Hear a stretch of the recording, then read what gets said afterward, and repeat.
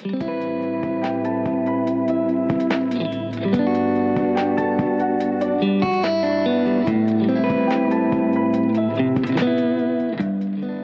evening, everyone. Welcome to Tatami Room Season 2, Episode 3, Research Class and Competition. This is your host, Martin. Been very busy recently, so this episode is a couple of days behind schedule, and I apologize for that. But this episode is interesting, I hope. I'll be talking about two things, primarily. One of them being a research class that I did recently, which is basically where people come and review your work or one of your lessons that you do as a teacher. So people come and spectate a lesson that you do. And also, I want to talk about my first judo competition experience here in Japan that happened over the weekend. You know, I've competed in various countries, like Hungary, U.S., Canada, but this is my first judo competition in the birthplace of judo, that is Japan. So I wanted to kind of fill you all in about that. Unfortunately, no current event this week, but hopefully, since there was two last week, that kind of makes up for it. The Stoic quote for this week is from Seneca: "Cease to hope, and you will cease to fear." It's quite an interesting quote, I think, and I hope you all like it as well. Quick little personal update. I've been kind of swamped with the research class and the competition, preparing for both of those, running a tight ship. But I got great news recently. I think some of y'all might have seen my Instagram story, but I was able to pass the N3 level Japanese exam. And yeah, I mean, it's pretty crazy, I think, if I'm being completely honest with you all, I did not have very high hopes to pass the test. I ended up passing, I think it was like a 104 out of 180.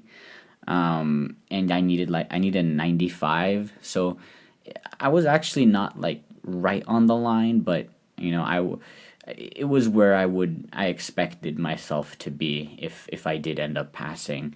But anyway, yeah, it's a great result. I'm very happy. And now I've actually started preparing for the N2 level test, which is essentially fluent. I think that one, I'm not entirely sure if it's possible for me or not, given that, you know, the test is going to be in June, and I need to learn about 550 kanji before that happens. 550 new kanji, so that's kind of a tough ask. But you know, I've already started preparing for it, and so we'll see what happens. Also, let me know if you want me to make a more in-depth kind of Japanese study bit, or like kind of an episode on how I study Japanese.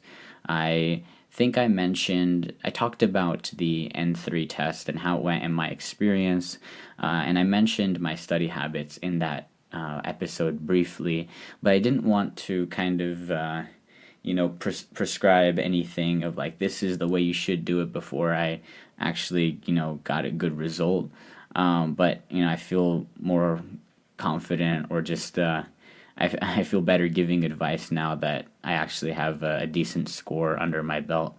So yeah, I'd be open to doing an episode about just, you know, what I do to cram the kanji in, if any of y'all are interested in that.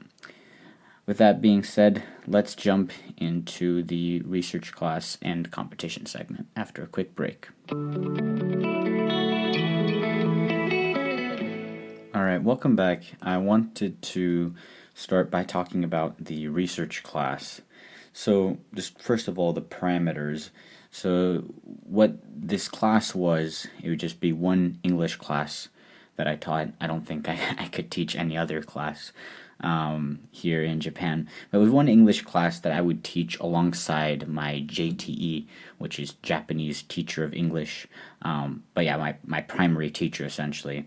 And it would be at the middle school for first year students.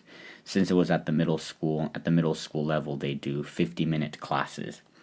And the kind of overview of the lesson was we would do kind of a short warm up drill and then dive into how to order and serve people at a cafe. And thankfully, I'm quite familiar with the lingo since I did work as a barista for a bit. It's a great job. Missed it quite a lot. But yeah, what was actually funny is in the moment when I was doing the lesson, I almost forgot barista for a second. I just blanked, and my teacher was like, "Hey, so Martin, why don't you explain like what is this guy called over here?" And yeah, I almost fumbled, but then I didn't. So anyway, and the whole so we're doing this class, me and the teacher that I'm teaching alongside, and people from other schools and other English teachers would come and watch us, take notes, give us feedback, etc. It's kind of but I'm not sure exactly who it's for, whether it's for us as teachers to kind of get better, or it's kind of like just a thing that happens, or like an evaluation of the school. But yeah, that's other teachers. I think another principal came, random English teachers. The principal at the middle school came as well. So yeah, we had a bunch of spectators. And I was talking to my mom, who has teaching experience in Hungary, and she said that they do something similar in Hungary sometimes. So I thought that was interesting. In my experience, in the U.S. at least, the schools that I went to, in middle school, high school, I feel like maybe I'm blanking again, but I don't really remember having like a research class or people come and visit. Yeah, I don't know. In any case, the prep that we did to prepare for this class was we ran through. We did a similar version of the lesson with the two other first year cohorts. So I think we had, the first year B class, and then the week before we did the lesson with the first year A and C class, just to kind of get an idea of how it would flow and get some reps in. I made some adjustments. I actually ended up making a menu on Canva that kind of blew everyone away. If any of y'all are familiar with Canva, it's a free to use software. There's obviously a premium version as well. I don't know, I'm giving Canva a shout out. I like using Canva. Basically, you can make some pretty good posters with it. I used it for my resident advisor job when I needed to make posters for events for residents, like, hey, we're doing like a cookie decorating in the Great Hall, or we're having a movie night event, stuff like that. And this time I made a menu. And so the other teacher's name started with a T, and my last name is Teichner. So we opened, quote unquote, TT Cafe, where there was the one of the items was the Martin special. It was pretty expensive, but it wasn't the most expensive item on the list. I have to remain a little bit humble, at least, right? In any case, it was fun, and I think using Canva impressed a lot of the teachers. I think something that we did during prep was that we wanted to make sure that we were incorporating, both the textbook. We were going to use the textbook as well as kind of our own original material, just kind of add our own thing to it to make it a really good lesson. And so the quick flow and execution of what we did was we had an Aisatsu, which is just a greeting, and we had this blitz game. I call it blitz game, but it's essentially a kind of rapid question and answer portion that you do with a partner. I learned about this game from a kind of a skill development conference, and it's been very useful. I enjoy using it with the kids. You got like 5 seconds to ask a question, 10 seconds to answer the question, respond to ask your question of your own. So just to kind of get their brains firing on in English. We did a short transition skit into the cafe and food and today's topic and whatnot, just to kind of have a nice little segue, make it seem natural. We reviewed cafe words, cafe phrases, and then we incorporated the textbook. We ran through kind of a textbook conversation example. Customer walks in, greeted by the barista, and orders, I think, like 2 items or something like that. And we had the students practice the conversation, take turns as, barista and customer. slowly leveled up, added a greeting, changed a couple of things. Like, at the end, they weren't ordering yogurt. By the end, they were ordering something else. So that kind of complicated things. And then we switched after a while to our own original menu and had them run a conversation very similar to the one in the textbook. And then last, we just closed out with some demonstrations. So I wanted to conclude by kind of giving y'all a review of the review that we got, that me and my teacher got, because after we did the lesson, there was a little kind of debrief that we had with other teachers. And it was funny because my JTE was really nervous.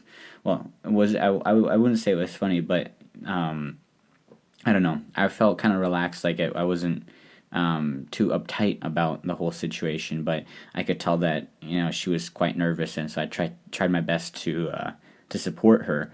But apparently, I think the reason she was stressed is there was something where you can get yelled at during these debriefs. Like, I think the principal or vice principal, if some of the visitor teachers that come from other schools, for example, they come and watch your lesson, and they're like, dang, well, these people aren't working, they're not doing their job right, and it's embarrassing, then maybe you could get yelled at. But I thought we did a good job, so I wasn't too worried. We got good feedback, and the teachers were impressed with me participating. I think that not many JETs do these research classes. At least I haven't really heard of any JETs doing them.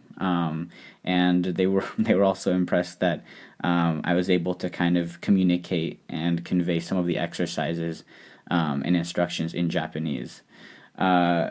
Apparently, and this was kind of came as a surprise to me, but in the debrief that we had, one of the teachers that was reviewing us stated that they thought I was more of the primary teacher here, rather than kind of the teacher that I was working with, which I don't know if that's kind of a good thing or a bad thing, but taking it at face value, I guess it means I was in charge of a research class, and I ran a successful research class, which is kind of a cool feeling.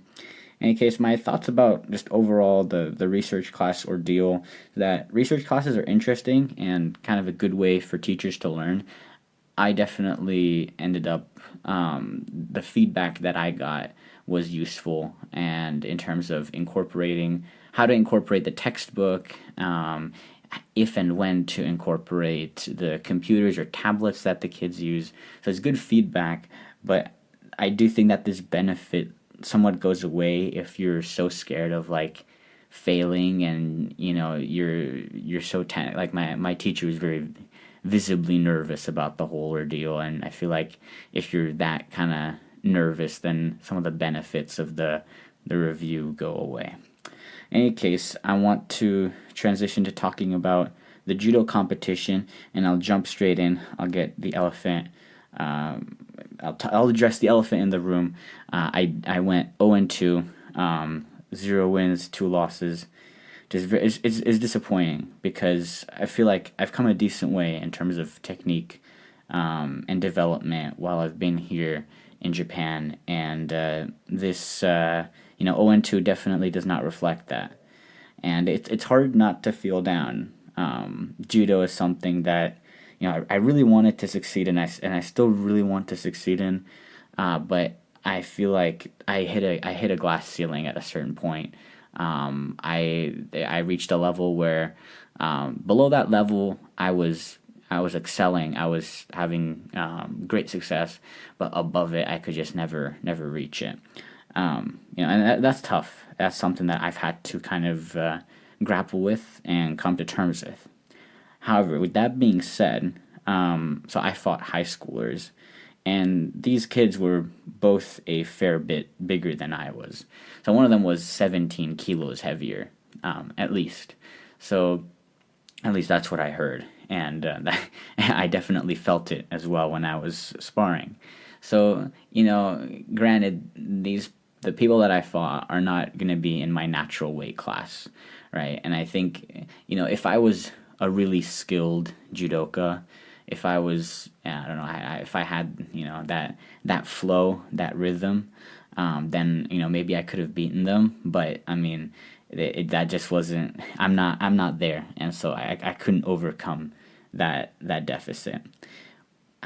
But in addition to that, so I wouldn't say I got blown out in any of my matches. I lost two very incredibly close matches, kind of almost buzzer beaters essentially, and I lost one by a single Shido, which for those of you who don't know, it's a penalty point that you can get, and the international rule set is you can get two Shidos, you're fine, and then the third one you get disqualified. I had one single Shido, and I think it was like a local rule set where they just wanted to kind of speed things up, and the match ended. It was all drawn. Neither of us had a point, and I had one penalty point, one Shido for not attacking, and they just ended up awarding the match to my opponent, which disappointing. Disappointing losing by a single Shido, especially because I don't think I realized in that moment that I needed to like do something, or otherwise I thought we were gonna go into the golden score, the next period, there'd be an additional 3 minute period, but yeah. Also, kind of another final caveat, was that everyone praised my technique. Apparently, the people from the other town over were very impressed. Nakatane, the town in the middle of the island, is quite strong in terms of judo, and they were like, "Wow." That's a weird way to say. I'm trying to convey what someone else tried to convey to me, but anyway, I think it was a good feeling because I think, at least based off of what one person said. One person was telling me, "Well, I've never seen you do judo, Martin, and I thought you were gonna come out and do some American pro wrestling style type of judo, but you actually had very nice technique," and so that was nice to hear. That was kind of it cheered me up a little bit, and I'm also, I feel like there's not many foreigners who do judo, at least down here, on Tanegashima, Kagoshima area, and so being able to kind of showcase, judo from America or just judo from overseas and having a good impression, I thought was quite cool, and a good feeling. I want to touch on some overall points about the competition as well, just an overall feeling. For me personally, it was very fun to train for something and participate. So I usually attend 2 practices a week where I teach and assist primarily. But, having this competition, it gave me something to kind of look forward to and, put my mind to. So at the end of the practice, when we were sparring, I would actually try to get some serious reps in. And just having this event before you helped me kind of focus in. Also, it was fun because for me, this was a competition that had a lot of firsts. This was my first judo tournament in Japan. This was my first open weight battle. So the way that we did the matches was it was an open weight. There's not that many people who do judo on the island, and so that's why the people that I fought were so much heavier than me, because I was in an open weight category, not in my usual 66 kilos. And this was also my first kind of team battle, my first Dantai Sen. Unfortunately, I mean, I mentioned that I went 0-2, but I should also say that we did end up losing the team battle. That one honestly, if I lost but we still won the team battle, that would have been really cool. If I won and we won the team battle, that would have been, I mean, that would have been awesome, because our city, so there's 3 cities on the island, and our town hasn't won. This was like the island judo competition, and our town had not won in like close to 50 years. And the team and we wanted to change that, and unfortunately that didn't end up happening this time. This is the last, well, since I'm not here next year, I can't enter again, which is quite sad, but gotta roll with the punches sometimes. I also had a good time kind of noticing the similarities and differences that that I noticed between kind of a judo competition here in Japan versus the ones that I've experienced in America, for example. Some similarities that I saw, for example, it was that at the beginning of a competition, you line up with your team or dojo before the tournament. Uh, Here in Japan, we even lined up after to when the awards were being presented. I think that's not something that you. I don't remember doing that in America, at least not in the Pacific Northwest judo area. You line up before the competition, and wait and listen to the official announcements and whatnot. And the overall atmosphere was quite similar as well. You're warming up on the open mat. There's a bunch of families gathered around, kids running amok. One random little child picked up my phone and started running away with it. That was kind of an interesting moment of, well, what do I say? Like, hey, please stop. But yeah, so that was the similarities, and a couple differences I noticed. It's a short list. So judo gis were white only, right? So in the U.S., you have the white and the blue judo gi, like with the international rule set. Here in Japan, it was white judo gis only, and you used a white and red sash that you tied on in addition to your belt to kind of differentiate teams and athletes. Also, referees were seated in corners on little chairs.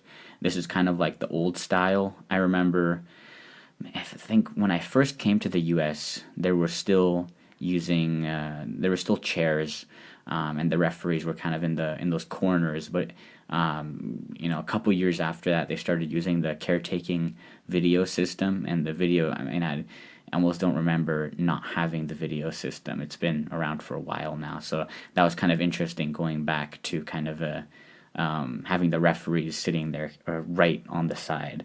I thought was quite interesting. And also, I mentioned this, but the rule set was different, right? So in the U.S., we went by, most of the time I think we went by the international rule set, or something more similar to it. And then here, I think, especially the one rule that cost me the game, where, if a single Shido, and if you have a single Shido and you're not up by a point, then you lose the game. That was also different, and that was not a fun difference for me. Overall, though, I think I had a great time here. It was a lot of fun. I had a couple of my friends come out and support me as well, and also we went to a restaurant and had a little after party with the team and some people from the Judo Association. Very, very good food as always here in Japan. And yeah, just good vibes overall. Last, to kind of conclude the segment, my mother might strangle me for this, but I think I might have gotten a little bit of a cauliflower ear on my left ear. It's a little swollen, and it hasn't really gone down. You can't really tell, so it's not noticeable at all, or not very noticeable, but yeah, it's that's just something I wanted to share. In any case, let's cut to the closing section. I'll be back in just a moment. Alright, thank you for making it to the end of the episode. Let's jump into the word, or words of the week, rather. The first being Kenkyu Jugyo. Kenkyu Jugyo, which means research class, very in theme with this week's episode. So this is actually kind of two words, Kenkyu being research and Jugyo being class. Now the other word of the week is aptly Jugyo Kenkyu, which is what the debrief is called after you do the research class, right? So you put Jugyo, which is class, and then Kenkyu, which is research. So class research, you're researching how you did. So I thought that was kind of a funny little pair of words to share with you all. The stat of the week is 6 months, which is kind of the halfway point for me here in Japan. Um, Time has gone by rather fast. It's kind of crazy to think about, but yeah, Sunday, I believe, February 4th, was 6 months here in Tanegashima. I came to Japan a couple days before that, so I've been in Japan for a little over 6 months now. But yeah, halfway point. I'm going to be leaving at sometime around July 30th. Not entirely sure yet, but yeah, it's been a great 6 months. I've really enjoyed my time here, and I've very happy, very glad, and privileged to have had this opportunity so far. And next 6 months, I want to make the most of it. I'm gonna try for that N2 exam. Gonna try travel some more, and you all will be hearing all about it. So anyway, thank you so much for listening to this episode. I hope you enjoyed it, and please consider subscribing. I'll be back with more in 2 weeks, and it will be a real proper episode with a current events section. So see you then. Per aspera ad astra.